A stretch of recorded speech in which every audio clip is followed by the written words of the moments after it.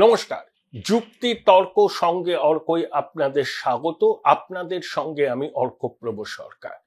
হারেগা job কোই বাজি তবে তো হোগি কিসি কি जीत, दोस्ती ये दुनिया की रीत, तुझे मुबारक मन कामी।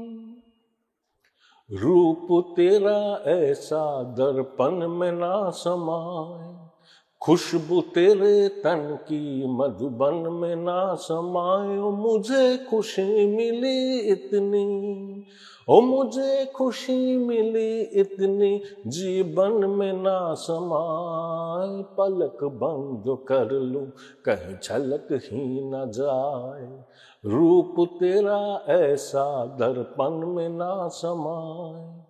खुशबू तेरे तन की मधुबन में ना समाए। ओ मुझे खुशी मिली इतनी, ओ मुझे खुशी मिली इतनी, जीवन में ना समाए। पलक बंद कर लूं कहीं झलक ही ना जाए।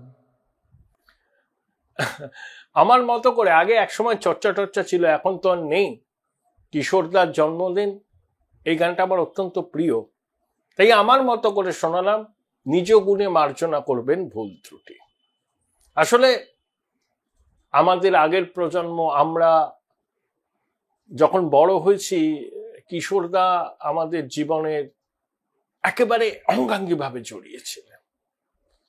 আমি দিদিমণিকে একটা বিষয়ে খুব ফলো করি এবং খুব গুরুত্বপূর্ণ কি বলবো পরামর্শ দেন তিনি, হাঁটা। আমি দিনে 5 কিলোমিটার ব্রিস্ক ওয়াকিং করি। যখন হাঁটি তখন আমার ভরসা সঙ্গী হচ্ছে কিশোর কুমার। তাই এটা শ্রদ্ধাঞ্জলি। বললাম নিজ গুণে মার্জনা করবেন, আমি তো শিল্পী নই, কিন্তু আবেগ থেকে আমার মতো করে এই কটা পংক্তি গাইলাম।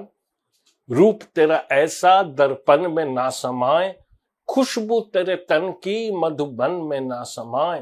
ओ मुझे खुशी मिली इतनी, जीवन में ना समाए। पलक बंद कर लूं कहीं झलक ही ना जाए। এরকম অসংখ্য কালোজয়ী গান কিশোরদা আমাদের উপহার দিয়েছে। যাই হোক, বেশি আবেগপ্রবণ হওয়া ঠিক নয়, কারণ আমার আজকের প্রতিবেদনের শিরোনামটা তো সম্পূর্ণ অন্য, তার সঙ্গে কিশোর কুমারের সম্পর্ক নেই। যদিও জরুরি অবস্থার সময় ইন্দিরা গান্ধী, সঞ্জয় গান্ধী কিশোর কুমারকে যেভাবে অপদস্থ করেছিলেন, রেডিওতে দূরদর্শনে তার গান বন্ধ হয়েছিল, তার রেকর্ড ক্যাসেট বিক্রি বন্ধ হয়েছিল, সেটা ইতিহাসে উল্লেখ আছে। এখন নির্বাচনের তো 10 মাস বাকি, তার আগেই কিন্তু বাংলায় কার্যত ভোটের আবহাওয়া। সিলেবাসে আমাদের সবার ইলেকশন, মানে আমাদের মানে যারা রাজনৈতিক দলে কর্মী সমর্থক, যারা রাজনৈতিক সাংবাদিকতা করি, যারা ঘটনাকে বিশ্লেষণ করার চেষ্টা করি এবং সিংহভাগী রাজনৈতিক ঘটনা তাদের কাছে।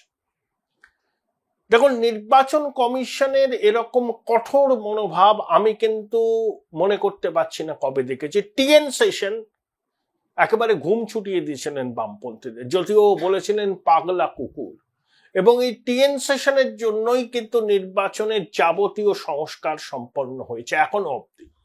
কিন্তু বর্তমানে যিনি মুখ্য নির্বাচন কমিশনার জ্ঞানেশ কুমার, তিনিও কিন্তু খুব কড়া মনোভাব নিচ্ছেন।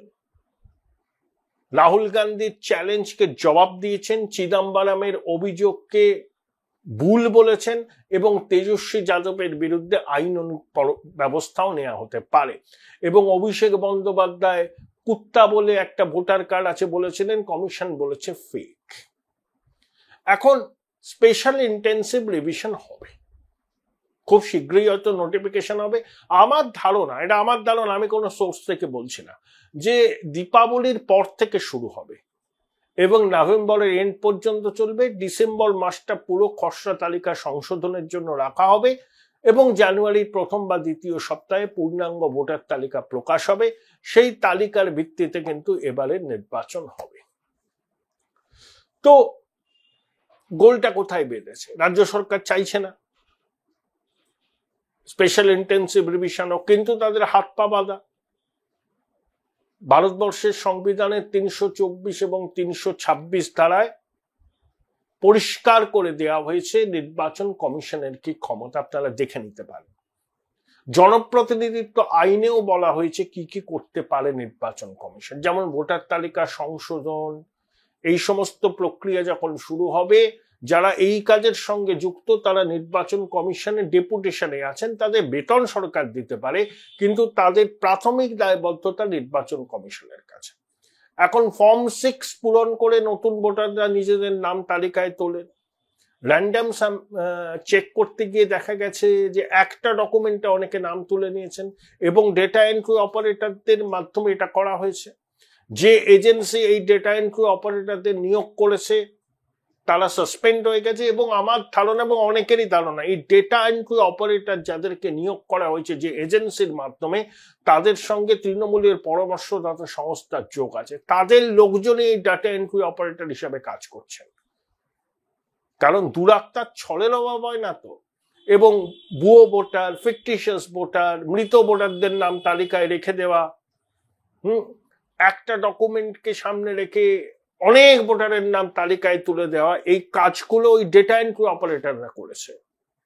তবে ইয়ারও বলুন, বিডিও বলুন, ওসি ইলেকশন, এরা দায়িত্ব এড়াতে পারেন না। বিহারে তো এনডিএ সরকার, তাও 403 জন বিএলওর বিরুদ্ধে এফআইআর হয়েছে, 3 জনের জেল হয়েছে। পশ্চিমবঙ্গেও কিন্তু এই ব্যবস্থা নেওয়া হবে যদি এরকম ডিসক্রিপেন্সিস দেখা যায়। কোন রকম রেয়াত করার বিষয় নেই। যারা বিএলও হবেন তাদের কাছে অনুরোধ, স্বচ্ছভাবে নিরপেক্ষভাবে আপনাদের দায়িত্ব পালন করুন। কাজ করতে গেলে ভুল হতে পারে, কিন্তু ভুল যেন ইচ্ছাকৃত না হয়। কোনো প্রভাবশালী মহলের চাপের মুখে পড়ে আপনারা কিন্তু কাজ করবেন না, তাহলে আপনারা কিন্তু আপনাদের বিপদ ডেকে আনবেন। আপনাদের বিরুদ্ধে দেশের নির্বাচন কমিশন কিন্তু ব্যবস্থা নেবে, তাতে কিন্তু আপনাদের চাকরি পর্যন্ত চলে যাওয়ার সম্ভাবনা আছে। এখন কমিশন যে পদক্ষেপ নিচ্ছে, শাসক দলের তো সেটাতে খুশি হওয়ার কথা নয়। 3বার আমাদের সিইও মুখ্য সচিবকে চিঠি লিখেছেন যে দপ্তরকে স্থানান্তর করতে হবে। ছোট জায়গা, পার্কিং এর অসুবিধা, শুনলাম নাকি অগ্নি নির্বাপন নিয়েও সমস্যা আছে, এসআইআর ওরে প্রচুর ডকুমেন্টস রাখতে হবে, তাহলে বড় স্পেস দরকার। তো এখনো মুখ্য সচিব উচ্চবাচ্য করছেন। এবার জাতীয় নির্বাচন কমিশনকে সিইও জানাবেন, তারপরে জাতীয় নির্বাচন কমিশন যে ব্যবস্থা নেবেন। এবং বিএলওদের নাম না করে মাননীয় ধমকানি চমকানি দিচ্ছেন, একটা নামও যাতে বাদ না যায়। নির্বাচন কমিশনের ক্ষণিকের অতিথি, সরকার ছিল, সরকার আছে, সরকার থাকবে, মনে রাখবেন আপনারা রাজ্য সরকারের কর্মচারী। ডিএমদের সঙ্গে যে বৈঠক হলো সেখানে কাউকে মোবাইল ফোন নিয়ে যেতে দেননি। সেখানে পাড়ায় সমাধান প্রকল্পের পাশাপাশি এসআইআর নিয়ে ডিএমদের কি ভূমিকা হবে সেটাও তিনি নির্দিষ্ট করে দিতে চেয়েছেন, কারণ ডিস্ট্রিক্ট রিটার্নিং অফিসাররা কিন্তু জেলা শাসক। Join Indian institute of hotel management now. Right choice, right decision. অর্থাৎ মাননীয়া কিন্তু ভয় পেয়েছেন। বিহারে যদি 65 লক্ষ নাম বাদ যায় প্রাথমিকভাবে, পশ্চিমবঙ্গে তার থেকে একটা হলেও বেশি যাবে। সীমান্তবর্তী অঞ্চলের বিধানসভা কেন্দ্রগুলোর অনেকগুলোতে ভোটারদের সংখ্যা বিগত 15 বছরে কোথাও 50%, কোথাও 55%, কোথাও 60% বেড়েছে। কিভাবে হয়? আবার অন্য কেন্দ্রগুলোতে যেটা সীমান্ত সংলগ্ন নয়, সেখানে ভোটারদের সংখ্যা বৃদ্ধি বিগত 15 বছরে 7% আশেপাশে। খুব স্বাভাবিক। কিন্তু কোন কেন্দ্রে ভোটারদের সংখ্যা কোথাও 50, কোথাও 55, কোথাও 60% বাড়ছে, সেটা কি স্বাভাবিক নাকি? মোটেই স্বাভাবিক না। এগুলো ছানবিন করলে আপনারা দেখবেন যে প্রচুর ভোটারের নাম তালিকা থেকে বাদ যাবে, এবং যাদের বাদ যাবে তাদের সিংহভাগ শাসকের ভোট ব্যাংক। একটা জিনিস নিশ্চিন্তে থাকুন, রাজ্য সরকার এই এসআইআর চালু হলে কমিশনকে সহায়তা তো করবে না, পদে পদে প্রতিবন্ধকতা তৈরি করবে। লজিস্টিক্স নিয়ে টালবাহানা করবে, নিরাপত্তা নিয়ে টালবাহানা করবে, এবং যেভাবে পারা যায়, ওই যে বলেছেন না ইঞ্চিতে ইঞ্চিতে বুঝে নেবো, ইঞ্চিতে ইঞ্চিতে কমিশনের বিরোধিতা করবে। তাহলে কমিশনের যে এখন মুড, তারা কিন্তু ছেড়ে কথা বলার লোক নয়। কারণ কমিশন প্রভূত ক্ষমতার অধিকারী, সাংবিধানিক ক্ষমতা আছে, দেশের সংবিধান দিয়েছে। একটা সাংবিধানিক প্রতিষ্ঠানকে একটা নির্বাচিত সরকার, যে সরকার সংবিধান হাতে নিয়ে শপথ নিয়েছে, তাদেরকে কাজ করতে যদি প্রতিবন্ধকতা সৃষ্টি করে, নির্বাচন কমিশনও নিশ্চয়ই প্রতিকার চাইবে। তারা কোথায় প্রতিকার চাইবে? দেশের সাংবিধানিক প্রধান রাষ্ট্রপতির কাছে। রাষ্ট্রপতি বিষয়টার গুরুত্ব বিবেচনা করে কেন্দ্রীয় সরকারের কাছে মত জানতে চাইবেন, রাজ্যপালের কাছে মত জানতে চাইবেন যে এই রকম পরিস্থিতি একটা সাংবিধানিক প্রতিষ্ঠান তার কাজ করতে পারছে না, কি করণীয়। তখন কেন্দ্রীয় সরকার নিশ্চয়ই এমন কোন পদক্ষেপের সুপারিশ করবে যেটা রাজ্য সরকারের মন পছন্দ নয়। তাই সংঘাত তীব্র থেকে তীব্রতর হবে আগামী দিনে, কোনো সন্দেহ নেই। কারণ মাননীয়া চাইছেন না যে এসআইআর হোক। তিনি জানেন যে এসআইআর হলে তার সমূহ বিপদ, তার ভোট ব্যাংক ক্ষতিগ্রস্ত হবে সব থেকে বেশি। কারণ অবৈধ অনুপ্রবেশকারীদের নাম ভোটার তালিকায় আছে, এটা নিয়ে কারোর কোনো সন্দেহ নেই। হঠাৎ দেখছেন না রাজ্য পুলিশ, কলকাতা পুলিশ বাংলাদেশি খুঁজতে তৎপরতা শুরু করে দিয়েছে, ধরাও পড়ছে। দেরিতে হলেও ঘুম ভেঙেছে, এরা হয়তো নির্বাচন কমিশনের চাপ। এ তো আমরা just tip of an iceberg. SIR যখন হবে এবং যার ফলাফল যখন আসবে, চমকে যাবেন। বিহারে তো মৃত ভোটারই 20 লক্ষ, তার সঙ্গে পাকাপাকি ভাবে স্থানান্তরিত হয়েছে এমন আছে, ফিকটিশিয়াস ভোটার আছে, 2 জায়গায় নাম তুলেছে এমন ভোটার আছে। পশ্চিমবঙ্গে তার সংখ্যাটা বেশি হবে।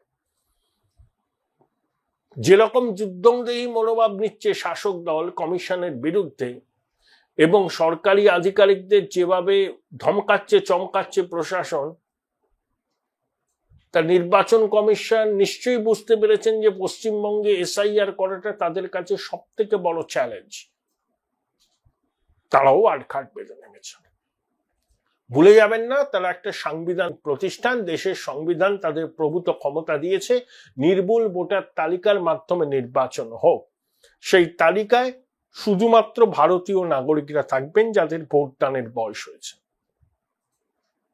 কোনো বিদেশি নাগরিকের নাম ভোটার তালিকায় থাকবে না, এটা তো নিশ্চিত করতে হবে। এর মধ্যে তো কোনো, আমার মতে সবাই এই বিষয়ে আমরা একমত হব, যে দলেরই সমর্থক হন না কেন, কোন অনুপ্রবেশকারীদের নাম ভোটার তালিকায় থাকবে না।